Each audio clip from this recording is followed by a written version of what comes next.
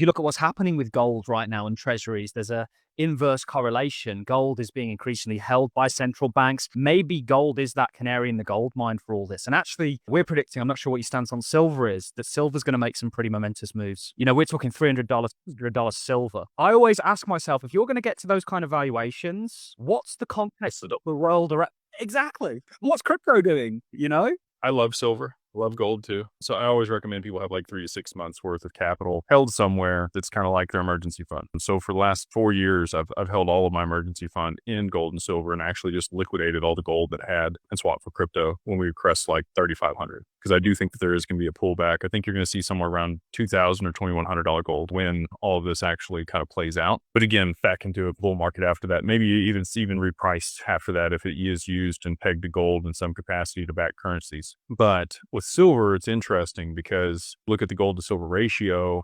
Historically, it's like a 40-1, and that would put silver very close to what the numbers you just talked about. And we're just now cresting $40. You know, back in the 80s, we had the Hunt brothers, do the silver squeeze and push it to $50 a piece. And since then, it's been in a prolonged bear market, actually suppressed by JP Morgan and many others that are able to spoof the market and have been fined multiple times for doing so. But you have to also think about production globally and how much silver is used in different capacities. I mean, your cell phone, solar panels, there's many other goods that require silver to actually function the way that they would like them to. And economically, if silver were to move to those valuations, you would need to replace that component across a ton of different hardware with something that was the same level of efficiency, but cheaper. You've got graphene, coming onto the scene here, and a lot of companies working on that. I think that could be a replacement, but we're not there yet for silver. And so for it to move to those prices, I think it would cause mayhem across production